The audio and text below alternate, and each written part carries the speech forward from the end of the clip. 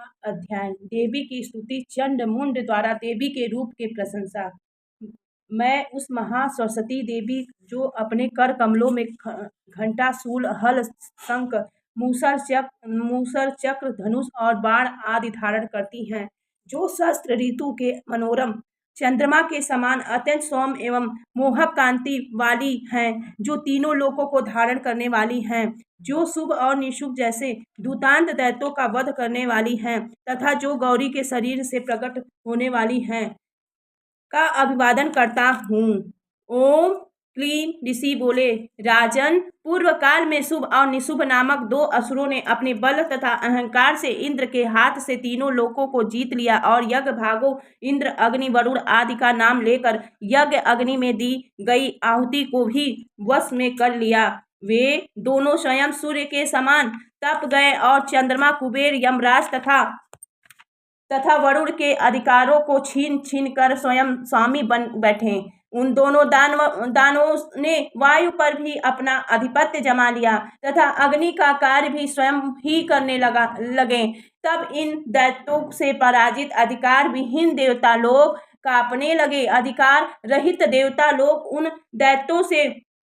उन दोनों दैत्यों से अनादर पाकर उस प्रसिद्ध अपराजिता किसी से न हरने वाले देवी का स्मरण करने लगे। उन लोगों ने यह याद करके कि देवी ने हम लोगों को यह वर दिया है कि हे देवता लोगों, विपत्ति के समय में स्मरण करने पर मैं आप लोगों की बड़ी से बड़ी विपत्तियों का नाश तुरंत ही करूंगी।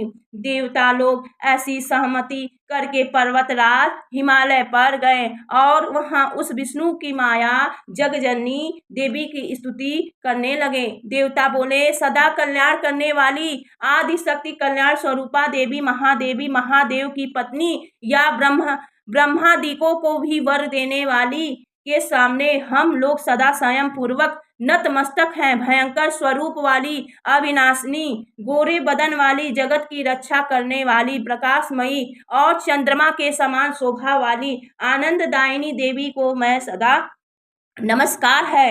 ऋषि सिद्धि स्वरूपिणी और नम्र भक्त जनों का कल्याण करने वाली को नमस्कार है। वो नित्य दिक्पाल से उपार्जित लक्ष्मी रूप वाली तथा भूभृत पर्वत अथवा मनु दुर्गपार कठिन संसार से बेड़ा पार कराने वाली और जगत की सार रूपणी सबकी आदि कारण यश स्वरूपिणी धूम्र तथा कुशवड़ वाली देवी को बारंबार नमस्कार है। उस देवी को नमस्कार है। उस देवी के लिए हम सब सिर झुकाए हुए हैं, जो भक्तों के लिए अत्यंत सौम्य और दुष्टों के लिए अत्यंत भयंकर हैं। और संसार की प्रतिष्ठा रखने वाली देवी को तथा कार्य रूपिणी देवी को बारंबार नमस्कार है। जो देवी विष्णु की महामाया आदि शक्ति कही जाती हैं, उन्हें बारंबार नमस्कार है। जगदम्बा को हमारा पुनः नमस्कार है। जो देवी सभी जीवों में चेतक शक्ति के नाम से पुकारी जाती हैं, उन्हें अनेक बार नमस्कार है। देवी को पुनः नमस्कार है। जो देवी सभी प्राणियों में बुद्धि के रूप में स्थित है, उन्हें अनेक बार नमस्कार है। देवी को पुनः नमस्कार है।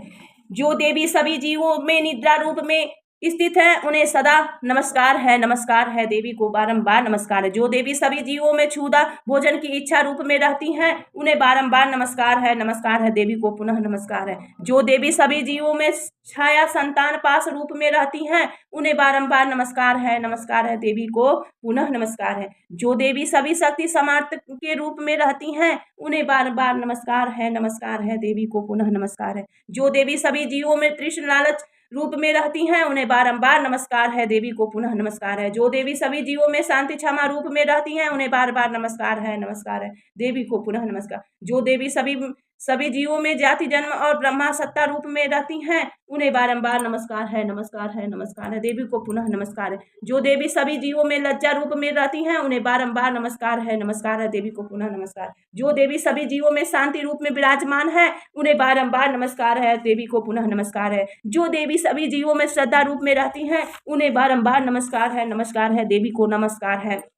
जो देवी सभी जीवों में कांति शोभा रूप में रहती हैं, उन्हें बारंबार नमस्कार है देवी को सदैव नमस्कार है। जो देवी सभी जीवों में लक्ष्मी संपत्ति रूप में रहती हैं, उन्हें मेरा बारंबार नमस्कार है देवी को पुनः नमस्कार है। जो देवी सभी जीवों में दीपिका वृत्ति के स्थान में धृति पाठ होने पर धृति धैर्य रूप में रहती हैं, उन्हें मेरा बारंबार नमस्कार है देवी को बारंबार नमस्कार है। जो देवी सभी जीवों में स्मृति अनुभूति विषयक तथा ज्ञान स्मरण रूप में रहती हैं, उन्हें मेरा बारंबार नमस्कार है देवी को बारंबार नमस्कार है। जो देवी सभी जीवों में दया दूसरे के दुख दूर करने का स्वभाव रूप में रहती हैं, उन्हें बारंबार नमस्कार है देवी को पुनः नमस्कार। जो भी सभी जीवों में तृष्टि संतोष के रूप में रहती हैं, उन्हें बारंबार नमस्कार है देवी को सदैव नमस्कार है। जो देवी सभी जीवों में माता रक्षा करने वाली के रूप में रहती हैं, उन्हें बारंबार नमस्कार है देवी को सदैव नमस्कार है। जो देवी सभी जीवों में भ्रांति भ्रम जैसे असत्य का भान रूप में रहती हैं,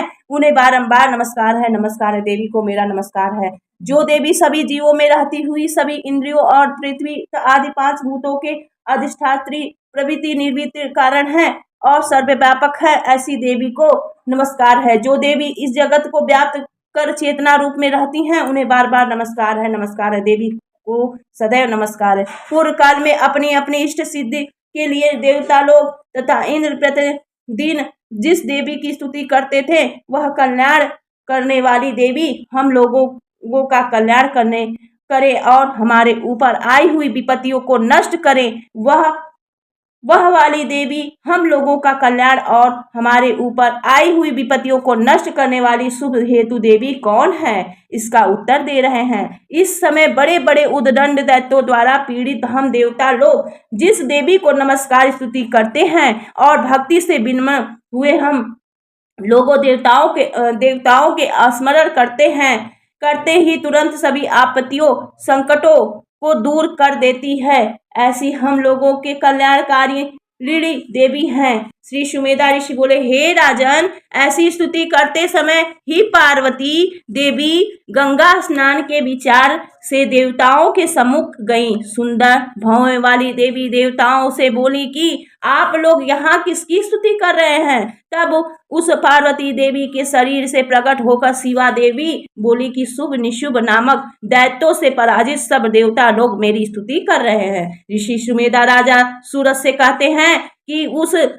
पार्वती के शरीर कोष से प्रकट होने के कारण वह अंबिका जगत माता कौशिकी नाम से समस्त लोकों से प्रसिद्ध हुई। उन तेजोमयी अंबिका के निकलने के बाद पार्वती की काया भी कृष्णा काली हो गई और वे कालिका नाम से प्रसिद्ध होकर हिमालय में ही रहने लगी। उसके बाद शुभ के नौकर चंड मुंड नामक दैत्यों ने उस परम मनोहर रूप वाली देवी अंबिका को देखा। उन दोनों ने शुभ से कहा कि राजन, एक परम सुंदरी अपने तेज से हिमालय को प्रकाशित करती हुई वहां बैठी है। हे असुरेश्वर, वैसा उत्तम चिंताकर्षण रूप निश्चित ही कहिए कि किसी ने नहीं देखा होगा। अतः आप उस देवी प्रकाश ज्योति का पता लगाइए कि कौन है और उसे ग्रहण भी कीजिए। हे दैतेंद्र, अत्यंत सुंदर अंगों वाली स्त्री रूपी रत्न वह देवी अपने तेज से दसों दिशाओं को प्रकाशित करती हुई बैठी हैं। उसकी सुंदरता देखने योग्य है। हे प्रभु, तीनों लोकों में जितने रत्न मणि और उत्तम हाथी घोड़े थे, वे सभी इस समय आपके घर में शोभा पा रहे हैं। हे प्रभु, आप इंद्र के यहाँ से रावत नामक हाथी रत्न और यह परिजात वृक्ष तथा उच्चश्राक नामक उत्तम घोड़ा लाए। ब्रह्मा के यहाँ हंस जैसा आश्चर्यकारी रत्न स्वरूप जो विमान था, वह आपके द्वारा लाया गया तथा आपके आगम में मौजूद है और आप कुबेर से महापद्म संख्या तक की संपत्ति लाए। तथा हे प्रभु, समुद्र ने आपको पराग के परिपूर्ण स्वस्थ कमलों के कृंजकली नामक की माला दी। सोना बरसाने वाला वरुण का छाता तथा स्कंदन अर्थात रथ, जो कि पहले दक्ष प्रजापति के यहाँ था, अब आपके यहाँ है। और हे इस के मौत देने वाली मृत्यु शक्ति तो आपने छीन ली तथा वरुण का फांस आपके भाई निशुंभ के ही अधिकार है, हाथ में है। समुद्र से पैदा हुए सभी रत्न आपके निशुंभ के ही अधिकार में है। आपके लिए अग्नि में तपाए हुए दो वस्त्रों को जिस पर शत्रु के प्रहार का कोई असर नहीं होता है, आपको प्रदान किया है। हे असुराज, इस तरह से आपने दुनिया में सभी प्रकार के रत्न अधिकार आदि आप अपने वश में कर लिए हैं। फिर इस परम सुंदरी स्त्री रूपी कल्याणी को भी आप अपने अधिकार में करें। सुमेधा ऋषि बोले, हे सूरत, चन और मुंड की इस प्रकार की बातें सुनकर शुभ ने महाबलवान असुर सुग्रीव को दूत बनाकर देवी के पास भेजा। दैत्यराज शुभ ने उस दैत्य सुग्रीव से कहा कि तुम देवी के पास जाकर उससे मेरी ओर से इस प्रकार मधुर, शिष्ट और प्रभावी बातें करना, जिससे कि वह प्रसन्न होकर शीघ्र ही मेरे पास चली आए। वह दूत अपने स्वामी की आज्ञा पाकर देवी के रमणी पर्वत स्थान पर गया और आग्रह के स्वर्ग में देवी से बोला। दूत बोला, हे देवी, तीनों लोकों में सबसे बड़े वीर असुरों के स्वामी दैत्यराज शुभ हैं, उन्हीं के द्वारा भेजा हुआ दूत मैं आपके पास आया हूँ। उस असुरराज ने सभी देवताओं को भी अपने अधिकार में कर रखा है तथा उसकी आज्ञा को देवताओं को भी मानना पड़ता है। तीनों लोकों पृथ्वी, स्वर्ग, पाताल पर उन्होंने अपना आधिपत्य जमा रखा है। सभी देवता उसके वश में हैं और उसने यज्ञ भाग पर भी अपना अधिकार जमा रखा है। तीनों लोकों के सभी श्रेष्ठ से श्रेष्ठ रत्न उसके अधिकार में है और देवराज इंद्र के वाहन गजरूपी रत्न ऐरावत को भी उस महापराक्रमी दैत्य ने अपने वश में कर रखा है। समुद्र के मंथन से निकलने हुए 14 रत्नों से एक उच्च सर्वा नामक अश्व को तो देवों ने हाथ जोड़कर उस दैत्यों के स्वामी को प्रसन्न करने के लिए दिया है। इन सभी के अतिरिक्त देवताओं, गंधर्व तथा सर्पों के पास जो कुछ भी अमूल्य रत्न मौजूद थे, उन सभी को दैत्यराज ने अपने अधिकार में कर लिया है। इस समय सृष्टि के सभी भागों पर हमारे असुराज का ही एक छत्र राज है। हे देवी, अब इस समस्त लोक में एक सर्वश्रेष्ठ सुंदर स्त्री वे तुम्हें ही समझते हैं, अतः तुम भी एक स्त्री रूपी रत्न ही हो, इसलिए तुम्हें हमारे पास आ जाना चाहिए, क्योंकि हम लोगों के पास तुम्हारे अलावा सभी रत्न हैं तथा हम लोग सभी प्रकार के रत्नों को भोगने वाले हैं। हे चंचल कटाक्षों वाली सुंदरी, स्वामी ने ऐसा आदेश भेजा है कि तुम मेरे महापराक्रमी छोटे भाई निशुंभ के साथ रहो। तुम हम दोनों में से किसी एक का वरण कर लो।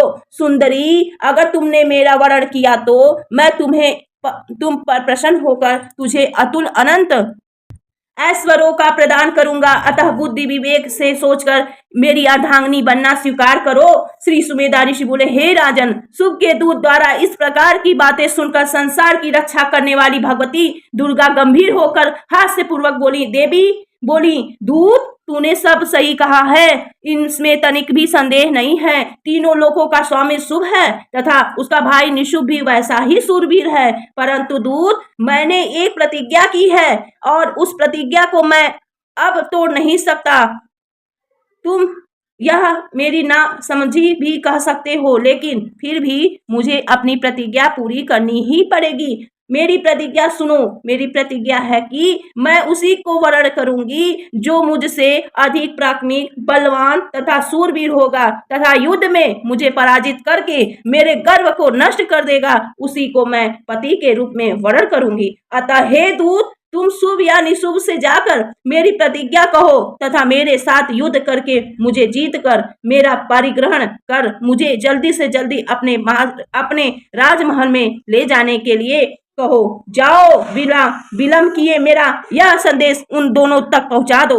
दूत बोला, हे देवी, घमंड से हमारे सामने तुम ऐसा मत कहो। तीनों लोकों में शुभ निशुभ के सामने कौन ऐसा पुरुष है जो टिक सकता है? हे देवी, युद्ध में अन्य दानवों के सामने भी देवता लोग नहीं टिक पाते हैं, तू तो अकेली, उसमें भी स्त्री जाति है, कहाँ तक टिक सकती हो? युद्ध में जिन शुभ निशुभ के सामने सभी देवताओं के साथ साथ इंद्र कुबेर आदि नहीं टिक सके, भला उन सबके सामने स्त्री होकर तुम कहाँ तक टिक सकती हो? अतः तुम हमारी बातों को मानकर वहां जाओ। ऐसा करने पर केशों को पकड़कर घसीटने से होने वाले अपमान से तो बचोगी। देवी बोली, हे दूत, यह सही है कि शुभ और निशुभ अत्यंत बली हैं, किंतु क्या करूं? पहले बिना सोचे ही विचारों ही मैंने प्रतिज्ञा कर ली थी। अतः तुम अपने स्वामी के पास जाओ और सम्मान पूर्वक उन्हें मेरी प्रतिज्ञा से अवगत कराओ। उसके पश्चात वे जो भी उचित समझेंगे करेंगे। श्री मार्कंडेय पुराण में सार्वरिक मनवंतर की कथा के अंतर्गत देवी महात्म्य में देवी दूत सावद नामक 5वां अध्याय पूर्ण हुआ। प्रेम से बोलिए भक्तों, जय माता दी।